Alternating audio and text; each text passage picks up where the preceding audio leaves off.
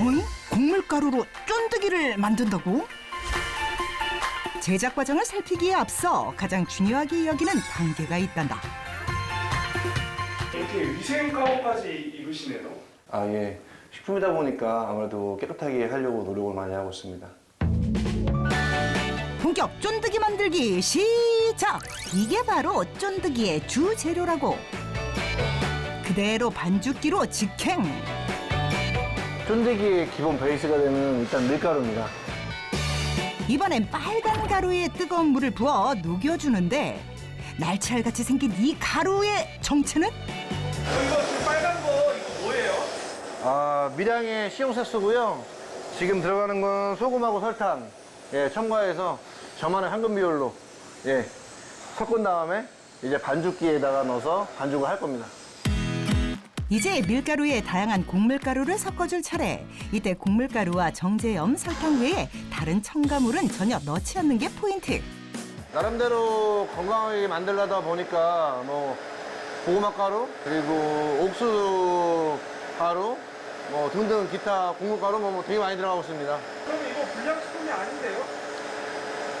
뭐 그렇게 만드는 것도 있겠죠. 근데 쫀득이라는 제품 자체가 인식이 그런 거죠. 실제로는 보다시피 되게 청결하고요. 나름대로 되게 엄청 열심히 노력을 하고 있습니다. 불량식품인 줄 알았는데 쫀득이 미안. 이제 가루 위에 식용색소 물을 부어 반죽 시작. 완벽한 물량 덕에 환상적인 반죽 탄생. 이렇게 완성된 반죽을 압출기에 넣으면 면처럼 쭉쭉 뽑혀 나오는 쫀득이. 그런데 기계에서 웬 열이? 아, 그러는 거 아닙니다. 내부 온도가 약 200도고요. 겉 온도가 약 110도 플러스 마이너스 5도예요. 기준이고요. 너무 뜨겁다 보니까 반죽에 있던 수분이 날아가는 겁니다. 익으면서요. 삶거나 튀기는 게 아닌 기계의 열을 통해 굽는 방식으로 만들어지는 거란다. 압출과 동시에 굽는 방식의 이 기계는 쫀득이를 만들기 위해 기술자가 직접 자체 개발한 거라고. 우연치 않게 쫀득이 만드는 데는 공장을 가봤습니다. 주변 환경이 조금 솔직히 말씀드리면 조금 이렇게 깨끗하지 못했어요. 그래서 이러니까 쫀득이 나 참 좋아하는데 이러니까 쫀득이가 자꾸 이렇게 불량식품이라는 얘기를 듣는 거다라는 생각에 내가 한번 해볼까? 라고 해서 어깨너머로 보고 배워서 바로 시작하게 됐죠. 쫀득이를 더 좋은 환경에서 만들기 위해 늘 노력해왔다고. 압출기에서 나온 쫀득이는 소독과 냉각 과정을 거쳐 드디어 완성! 이게 쫀득이 완성입니다. 한번 드셔보시겠어요? 특별히 쫀득이 맛있게 먹는 꿀팁을 전수해주겠다는데 이건 혹시? 이게 와플 쫀득이라고 제가 붙였는데요. 와플 기계에 넣었더니 이렇게 붙어서 이렇게 와플처럼 나오더라고요. 역시 쫀득이는 구워야 제맛이지. 유레카!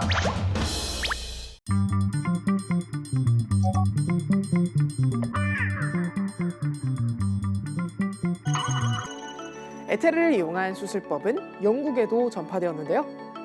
영국의 산부인과 의사였던 제임스 심슨은 분만할 때 산모의 통증을 줄이기 위해 에테르를 사용했지만 냄새가 역했던 탓인지 산모들은 토하기 일쑤였는데요.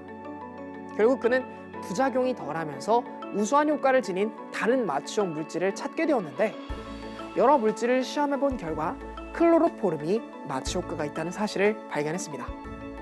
심슨은 왕립병원에서 이를 시험해 클로로포름으로 마취하는 외과 수술을 성공리에 마쳤고 이를 발전시켜 무통분만법까지 제시했습니다.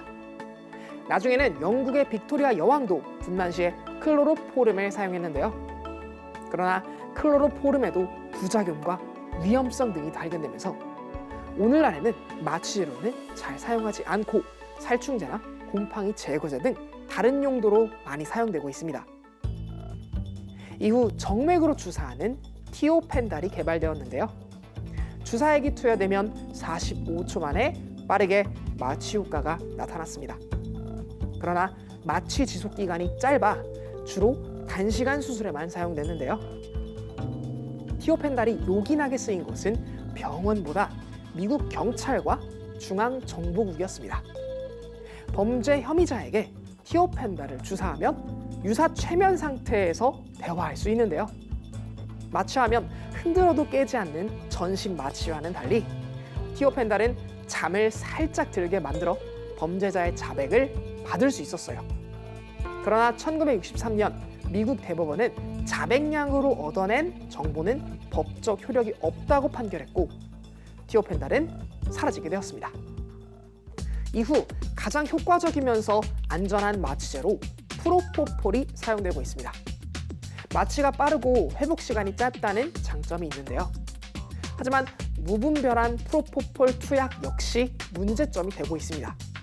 국내에서는 이런 이유로 부정적으로 인식되고 있지만 해외에서는 부정적 기억인 트라우마를 선택적으로 지우는 등 다양하게 활용되고 있다고 합니다.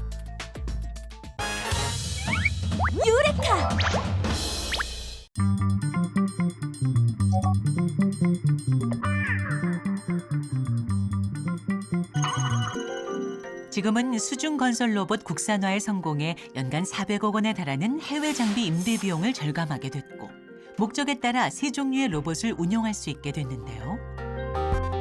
해외보다 늦은 개발에도 불구하고 빠른 시일 내에 현장 실증 테스트까지 마친 수중 건설 로봇 연구팀. 우리 기술로 깊은 바다를 누빌 수 있게 된 것은 길이 35m, 깊이는 9m에 달하는 초대형 수조 덕분입니다. 여기는 3차원 수조고요. 이 수조 안에는 실제로 카메라하고 그다음에 로봇의 위치를 측정할 수 있는 센서 같은 것들이 있는 그런 3차원 수조가 있고 그 옆에 있는 수조는 해류 수조입니다. 해류 수조는 우리나라 같이 교류가 많이 이렇게 발달되어 있는 곳에서는 물속에서 흐름이 상당히 중요한데요.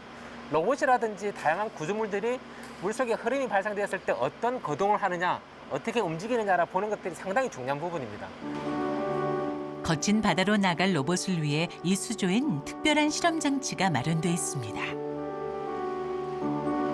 물속 안에 입자를 저희가 살포를 해두었습니다. 이 입자들은 특정한 빛에만 반응을 하는 특수한 입자인데 레이저가 그런 특수한 파장대를 조사하는 역할을 해줍니다. 폭이 5m, 깊이가 5m 되는 이런 수조 안에서 물속에서 입자 영상 유속계 PIV라고 불리는 게 수중에서 이렇게 자유자재로 돌아다니는 수중 자망형으로 하는 시설은 전 세계 최초라고 할 수 있습니다.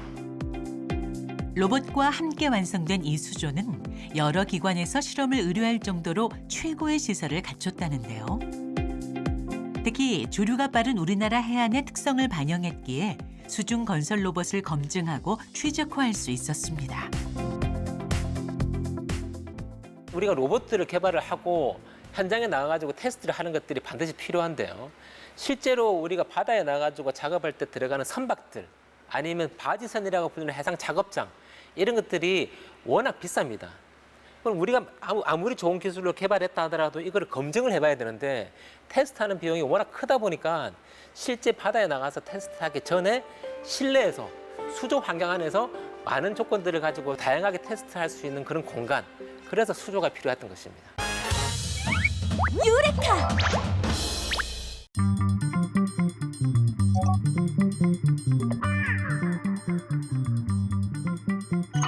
롤러스케이트는 어떻게 만들어질지 수제라서 더 기대된다.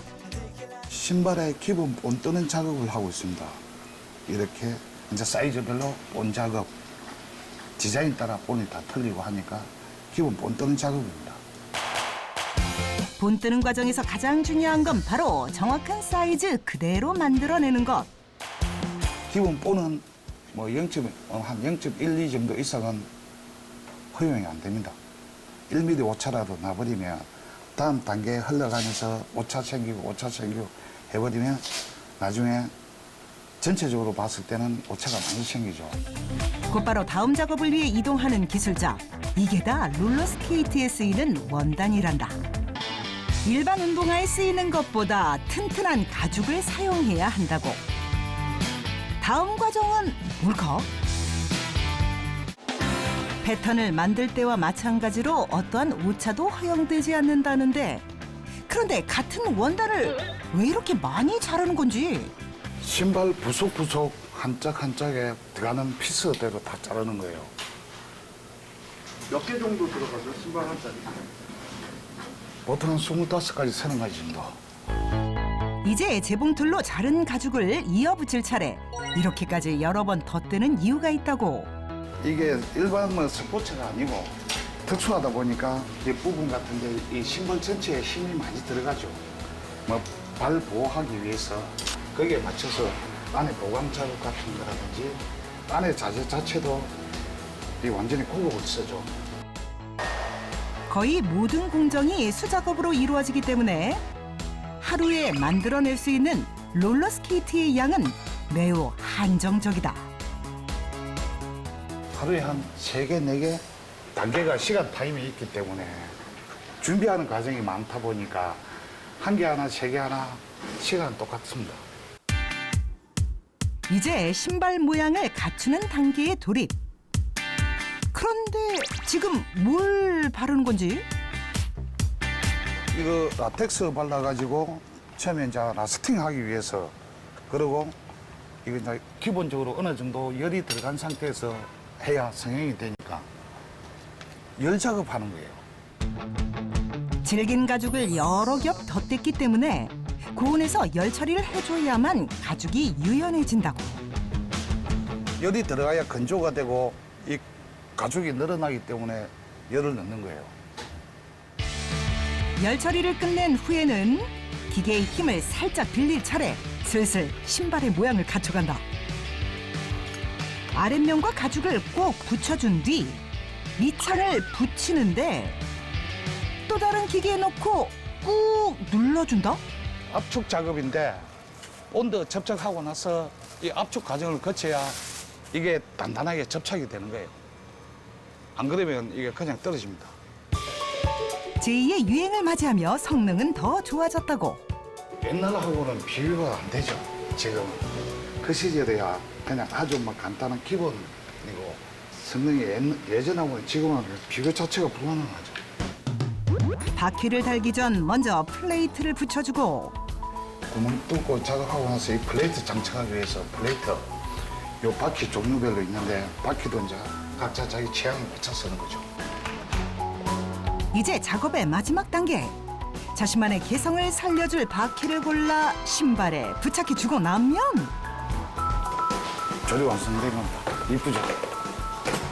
드디어 완성된 기술자표 수제 롤러스케이트. 유레카!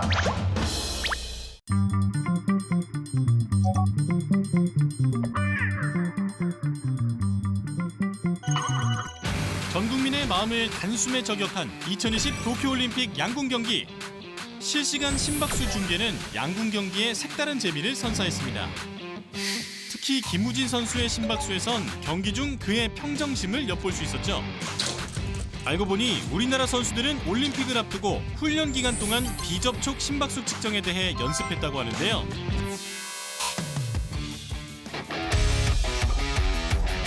선수들의 훈련용 비접촉 심박수 측정기를 개발한 이희철 교수.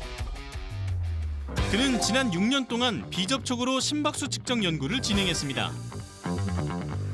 피부 표면에 부착하는 센서를 대신해 생체 신호를 수집하는 것이 바로 이 카메라인데요. 카메라로 촬영한 영상을 분석해 실시간으로 심박수를 측정합니다.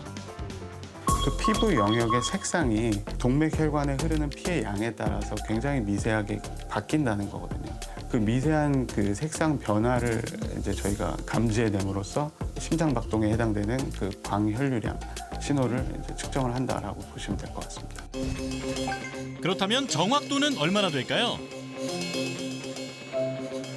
움직임 없이 가만히 서 있을 때는 3가지 기기에서 측정한 심박수가 비슷하게 측정됐습니다.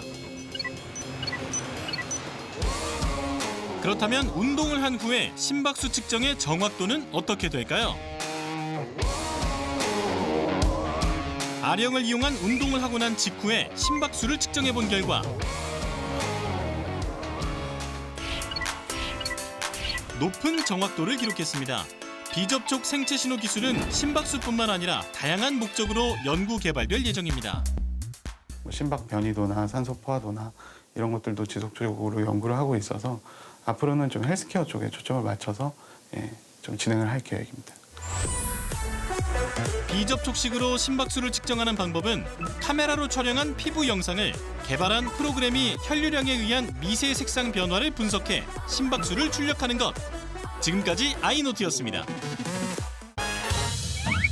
유레카!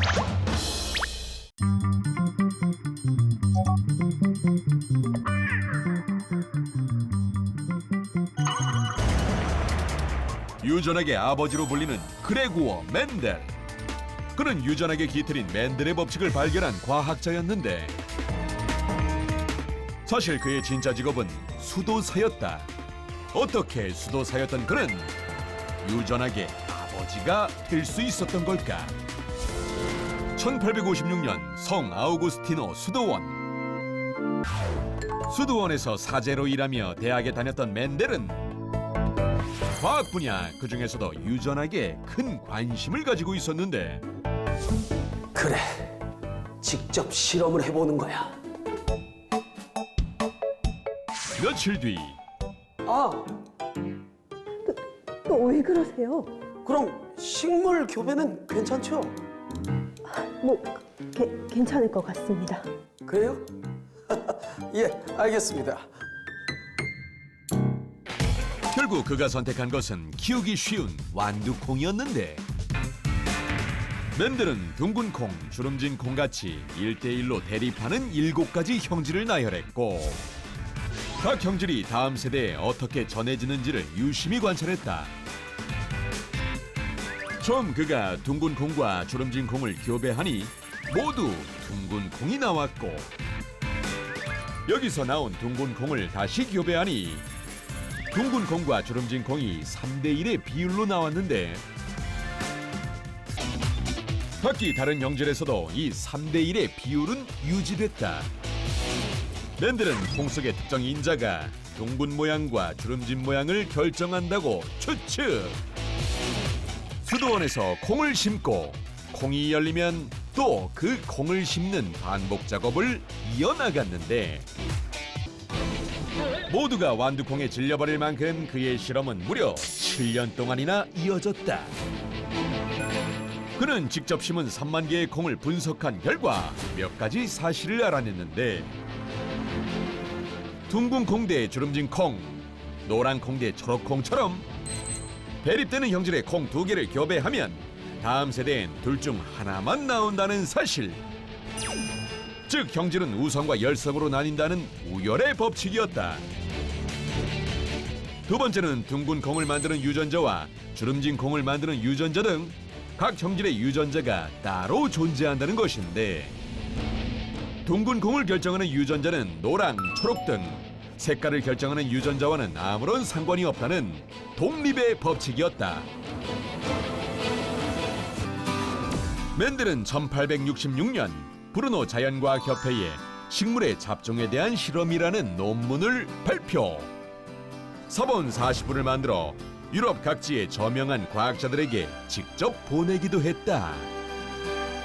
하지만 어떤 과학자도 수도사인 멘델의 논문에 관심을 가지지 않았다.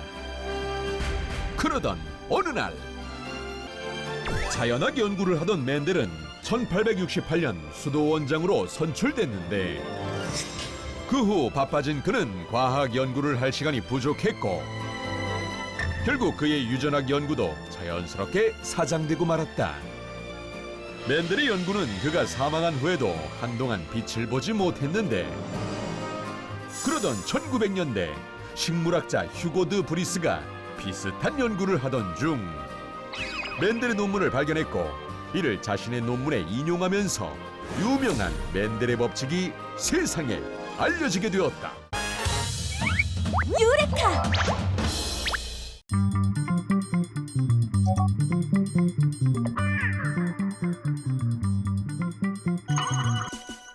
아고산대 침엽수인 구상나무는 겨우내 내린 눈으로 봄철까지 수분을 공급받습니다. 하지만 2000년대부터 겨울철 적설량이 점차 감소하면서 생기를 잃고 죽어가는 나무들이 나타나기 시작했는데요. 무엇보다 높아진 기온 탓에 눈이 녹는 속도가 너무 빨라져서 봄철 광합성을 하는 데 필요한 수분이 턱없이 부족해진 것입니다. 이처럼 생리적인 스트레스로 쇠약해진 상황에 온난한 기후를 좋아하는 다른 식물들까지 침입한다면 구상나무는 결국 생존의 벼랑 끝으로 내몰릴 수밖에 없습니다.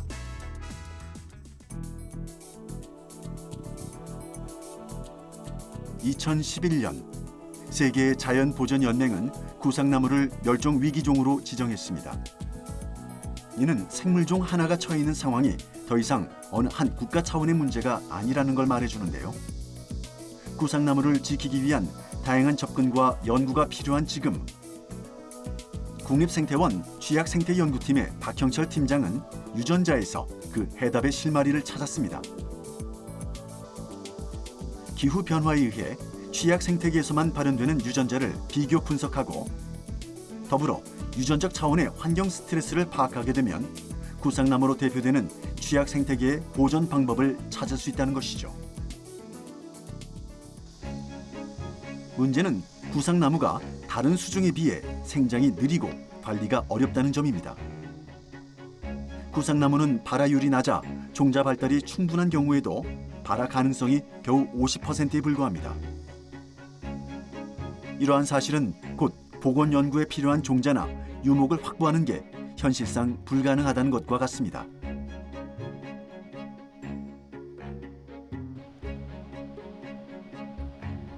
박형철 팀장은 이 근본적인 문제부터 해결해야 한다고 생각했습니다.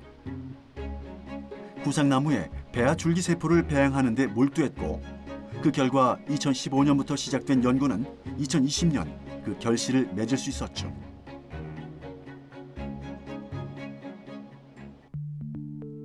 먼저 배양에는 구상나무의 씨앗이 필요합니다. 이 씨앗에서 다음 세대의 식물체가 될 부분인 배아를 추출하는데요. 배아 줄기세포를 배양할 때의 관건은 바로 이 배아를 가지고 캘러스란 세포를 만드는 것입니다. 캘러스는 식물의 상처 부위에서 발생하는 세포를 말하는데요. 전형 성능이란 힘을 가지고 있어서 식물 조직의 일부분이나 단세포 배양으로 완전한 식물체로 발전할 수 있는 거죠. 여기까지 성공했다면 이제 캘러스를 무럭무럭 성장시키는 일만 남았습니다. 이땐 식물용 호르몬을 활용하죠.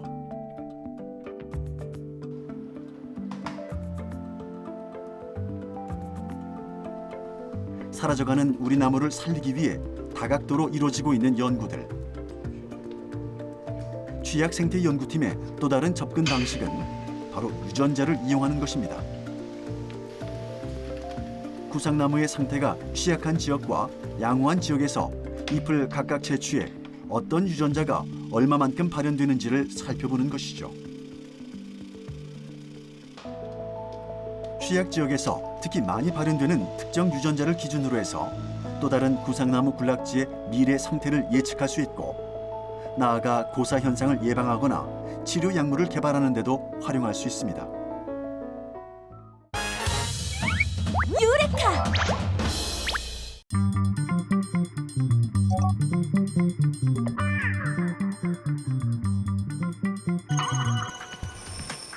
현재 우리나라는 마그네슘을 전량 수입에 의존하고 있는데요. 하지만 앞으로 수요가 늘어나고 있는 금속이기에 관련 기술 개발이 중요해지고 있습니다. 이때 생산 효율을 높이는 것도 중요하지만 환경 친화적인 방법을 연구하는 것이 세계적인 흐름이라는데요. 이 방법은 굉장히 친환경적인 마그네슘 재련 기법인데요.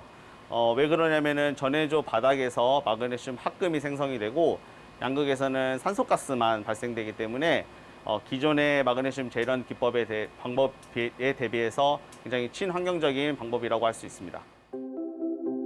노동 집약적이고 유해가스가 발생하는 기존 공정의 단점을 줄이고 효율을 상승시킨 신재련법을 개발한 연구팀. 국내외 특허를 등록하는 등 세계적인 성과로 주목을 받았습니다. 순도가 5-9급이에요. 99.999%로서 일반적으로 지금 상용화되고 있는 99.8%의 순금속의 가격은 톤당 한 3,000불 정도로 지금 거래가 되고 있고요. 이렇게 고순도 금속은 그 가격의 10배 이상의 부가가치가 높을 것으로 저희가 예상을 하고 있습니다. 광택이 높은 순도는 광택으로도 판단할 수 있는데요. 일반적인 마그네슘 금속은 대기 중에서 산화가 일어나서 광택을 잃게 되는데 연구팀에서 만든 마그네슘은 순도가 높아 시간이 지나도 그 광택을 유지합니다. 마그네슘이 이제 용해가 될 때 타지 않아야 된다는 거, 일단 그게 가장 중요합니다. 왜냐하면 마그네슘을 이렇게 처리하는 과정에서 이제 불이 나게 되면은 아무래도 작업하시는 분들도 좀 위험에 빠질 수도 있고, 그다음에 소재의 그런 안전성에 대한 그런 인식도 조금 달라질 수가 있기 때문에 이제 아무래도 안전한 소재다라는 그런 이미지가 일단 중요합니다. 용해가 다 되면 필수 과정이 있는데요. 마그네슘은 불에 취약한 만큼 공정 과정에서 안전을 최대한 지켜줍니다. 이게 고가스를 써서 불이 이제 나지 않도록 지금 막아주고 있는 과정이고요. 마그네슘 용액은 틀에 조심스럽게 부어 단단하게 굳힙니다. 연구팀이 개발한 마그네슘 합금은 기존 사용되는 합금보다도 품질이 좋은데요. 산업 현장에서 바로 적용할 수 있는 수준으로 개발이 완료됐습니다. 마그네슘이 주목받는 이유는 무게가 가벼운 금속이기 때문입니다. 크기와 모양이 같은 금속 아령들을 준비해 그 무게를 서로 비교해봤는데요. 경량 금속으로 이용되는 알루미늄보다도 확연하게 가벼운 무게의 마그네슘. 이런 장점으로 마그네슘은 고속철 프레임, 항공기, 고급 자동차 등의 경량화 재료로 연구, 이용되고 있습니다.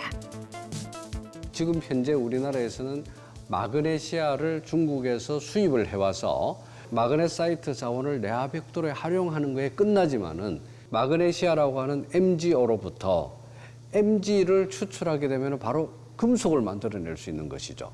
그 Mg라고 하는 마그네슘 금속에 또 다른 금속들을 합금을 시키게 되면은 그 부가가치가 굉장히 올라가게 되죠. 그래서 금속 합금화가 되면은 이 마그네시아의 가격에 한 10배 이상 이렇게 상승을 하게 되고요. 지금 알루미늄 대체적으로 경량 금속으로 수요가 증가하고 있기 때문에 이러한 그 마그네슘 금속이나 합금에 대한 기술 개발은 우리가 준비를 하고 있어야 될 것으로 생각을 합니다.